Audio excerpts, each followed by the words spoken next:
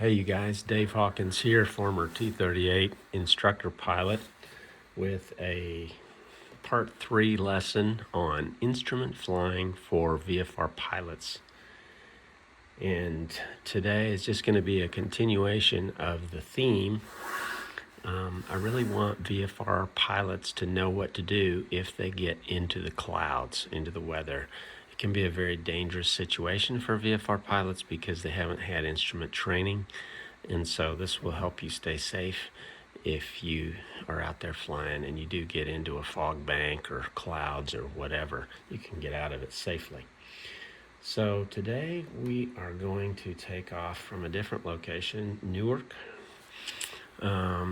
Airport right there. We're going to take off on runway 11 to the east.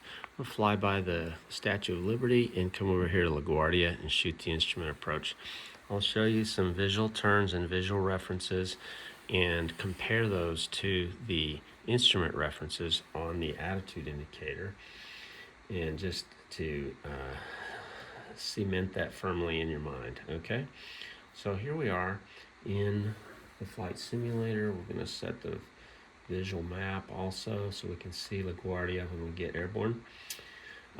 I've got the instrument approaches set up for the LaGuardia Airport.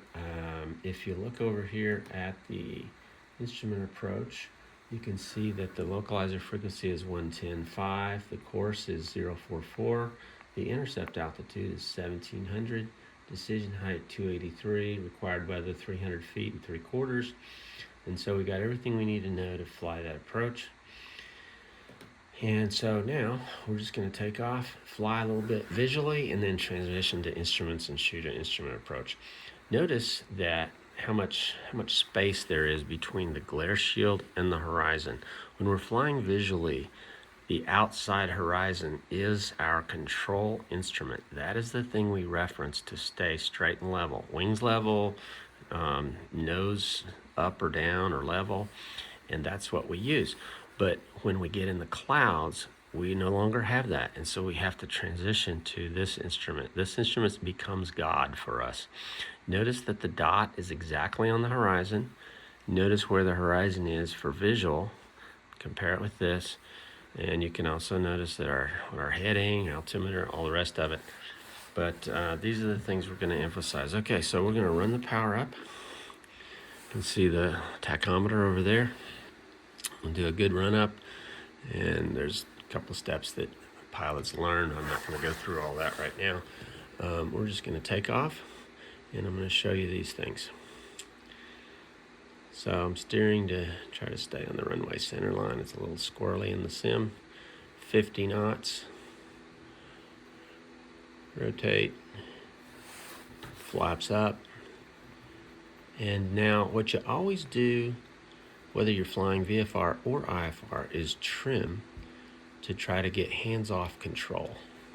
So I'm putting that glare shield right on the horizon, and I'm running my trim, which is a button on the top of my stick.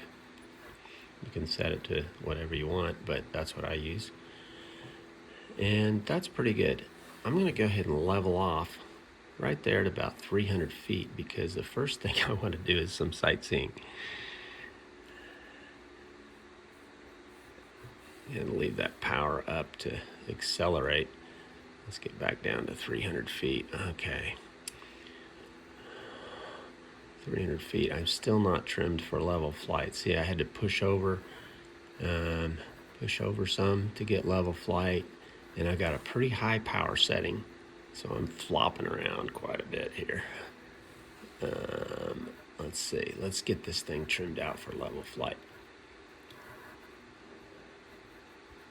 The display is a little bit squirrely too because of my bandwidth on my internet connection, but that's pretty good. It's 300 feet roughly, pretty much hands off, a little bit more trim. And you see how much space there is between the glare shield and the horizon. That's about what you want for level flight. Now I've got quite a bit of wind in here too, so that's another reason why it's shaking around. I like having wind in the simulator because it gives you good waves on the water. All right, so now I'm just going to do a level turn at 300 feet to the right. And what we have is our reference point, our pivot point is going to be right about there. We're going to turn and then just drag that pivot point across the horizon. If it gets too high, we nose over a little bit. If it gets too low, we pull back a little bit. You can see that just 20 degrees of bank gives me a really fast turn rate already. You can imagine what it would be at 30 or 40 or even 60 degrees. Just crazy rate of turn in this airplane. But we don't need that. We just need a nice 20 degrees of bank. Wind's knocking us around a little bit. Level out again. And there's our level flight picture with this much space between the horizon, the visual horizon, and the glare shield. See that? Okay, and 300 feet is looking pretty good. Now we're going to do a left turn. Again, my pivot point is going to be right out there. And then I'm going to turn and just drag that pivot point across the horizon. This is all stuff that you learn in basic private pilot flight instruction, and you'll become good at this part pretty easily. What you will not become good at as much is instrument flying, and that's what I'm trying to supplement with this video. So now we're heading back this direction, and we're just going to go towards Lady Liberty over there. I'm at 300 feet. And again, I'm shaking around just a little bit because I've got some wind in there, so I can see the waves. I'm holding my altitude pretty good, 300 feet. If I made calm winds, it would be more stable, but stability is not our main goal. Our main goal here is just to compare the visual references between VFR flight and instrument flight. And in a minute, we're going to crank the weather down to overcast, and then we're going to shoot that instrument approach over at LaGuardia, and you'll see how that works.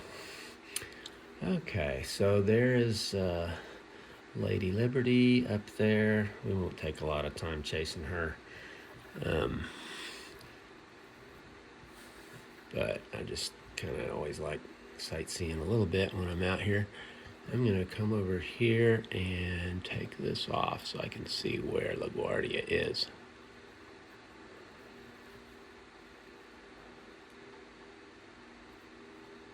There it is, KLGA. Whoops, climbing a little bit. All right, KLGA. We are headed for the runway center line at KLGA. So all I'm going to do is fly around Lady Liberty one time, and then we're going to pick up an intercept heading. Now, a 90-degree intercept heading to LaGuardia would be 90 degrees off of 044. And I'll show you how we can do that pretty conveniently. Let's see, so there's Lady Liberty. We're at 300 feet. That's pretty good. We'll get close and I'll show you the drone real quick. 300 feet. Okay, so here we are. I'm just going to put it on pause, hop out in the drone. There's the drone, which is pretty cool. And then you can fly around, you can go up, you can go down. We'll fly by her. And let's see, we'll come over here and then just look right at her. Oh, isn't that cool? Yeah, and then if you want to get back in position, you just hit the center button on your numlock. And there you are, right back in position. You hit the insert key, and now you're back in the cockpit. So we'll come off pause. We're still at 300 feet. So now I've shown you a level turn. What I'm going to do now is show you a climbing turn. I'm going to put the power, full power again, and I'm going to make a climbing left turn around to my intercept heading. So now I'm dragging this point around the horizon. If you look inside, that gives me about 5 degrees nose low on the attitude indicator, which is what I would use for instrument flying. And I'm going to come to a heading of about 90 degrees off of 044. So what that means is I'm going to put 044 on the 90 degree index. I'm also going to level at 1700 feet There's 1,700 feet. I'm pulling the power back, dropping my pitch attitude to a level flight turning pitch attitude. And then I'm watching for 044 on the 90-degree index. Passing through 090 on the 90-degree index. I'm at 1,700 feet. My power's set pretty good. And there's about 044 right about there. We'll recheck it and make sure. 1,700 feet. There's a nice cruise ship down there.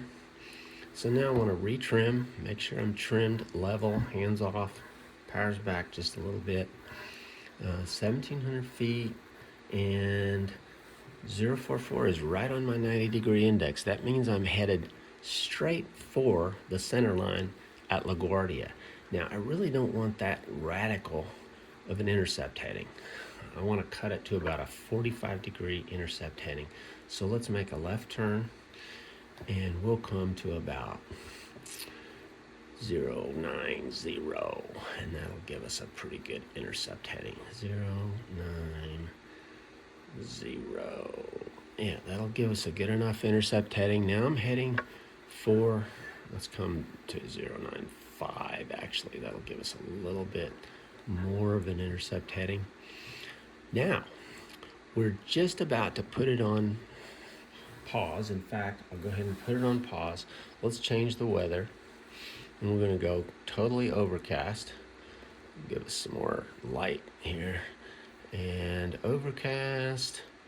And then here we're going to go to about that. Let's go a little bit better on the altitude, on the cloud bottoms. Yeah, that's pretty good. And then density, we want pretty dense clouds. And there we go. So this is simulating what happens. Oh my gosh, what happens if we get in the clouds? Well, what happens is you don't have your visual references anymore. You have to transition to this guy, the attitude indicator. And this guy becomes God, really. If you don't trust this, you're dead. And that's the main lesson I want to communicate in this part 3. You're dead if you don't trust this. So we're going to try to keep the dot on the horizon, keep the wings level, keep our intercept heading going, and now we're going to watch for our final approach course to come on the localizer. We'll also watch for our glide path to drop. We've got 110.5 tuned, and so we should be all set. So here I go. 1,700 feet is my altitude. 090 is my desired heading. My power setting is back somewhat, and I'm watching several things. I'm mainly watching this instrument to keep my pitch attitude right. I'm going to tell you what, I'm going to put it on pause one more time and get rid of the winds, because that'll make things a little less bouncy. Get rid of the winds. I like winds for water to make waves, but it's not fun for instrument approaches. So there we go. Okay, 090 is my desired heading, 1,700 feet is my desired altitude, and now I'm spending most of my time looking at that attitude indicator, cross-checking my heading, and cross-checking to see when my approach course is going to come off the wall. It's going to come pretty soon. I'm also watching the glide path indicator, and that's what you do for an instrument approach.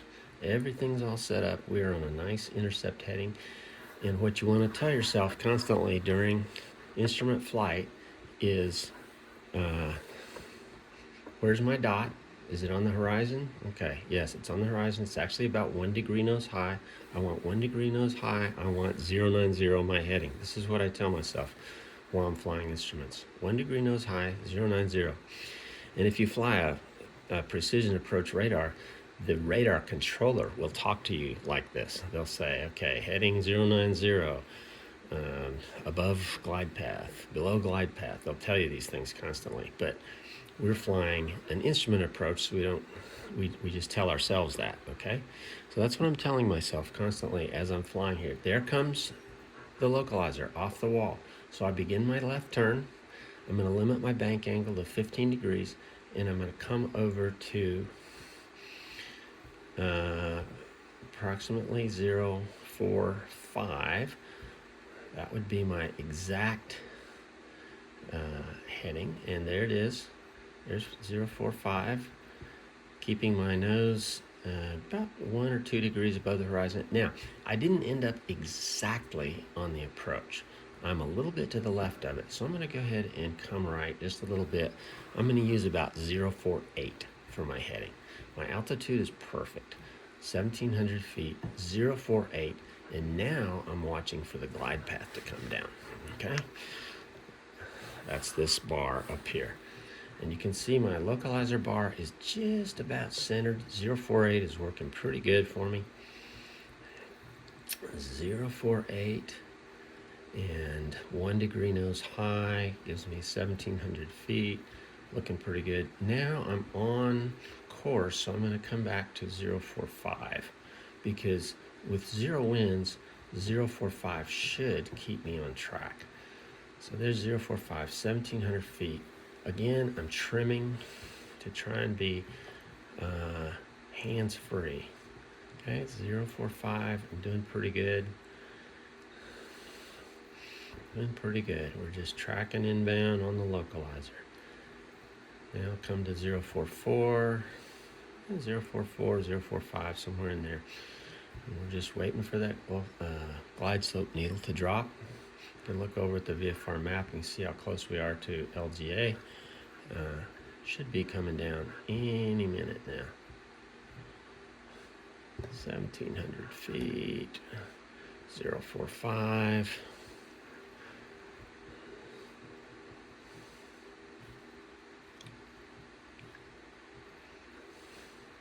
Put it on pause just a second and change the range here. 20-mile range is a little better for doing instrument approaches. There we go, back off pause again, flying 045. There comes my glide path, see that? It's coming on down, there it comes. Now when it gets centered, I'm gonna do a slight power reduction.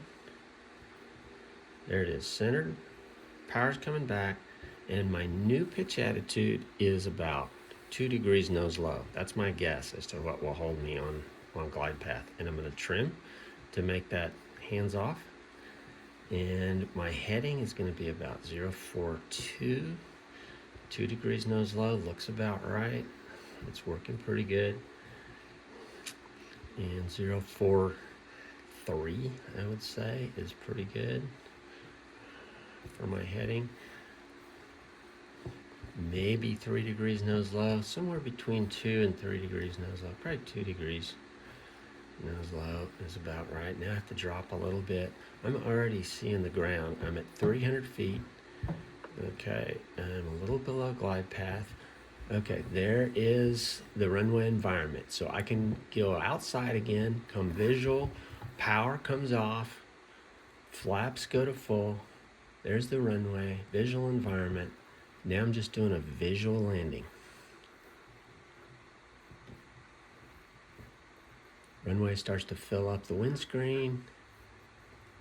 Probably pulled the power just a little too soon with full flaps like that. Now I'm gonna hold it off, hold it off, hold it off, hold it off, and touch down about 40 knots. There we go. That was pretty good.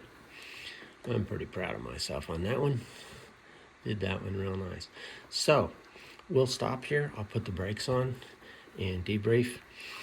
To summarize then, we did a comparison between visual references, which is that horizon out there. Can't say it too good right now, but you can on runway, and instrument references. And the whole purpose of this is to get you more comfortable in case you end up in clouds as a VFR pilot. You shouldn't panic, but what you should do is transition immediately to instruments. Okay, and we'll do one more of these videos and just practice some basic instrument turns so you can get familiar with that. But that really accomplished the goal of this video, is just to see some different scenery, see some visual stuff, and then compare it to the instrument turns to intercept final and then do the instrument approach. So I hope y'all enjoyed that. Have a good day.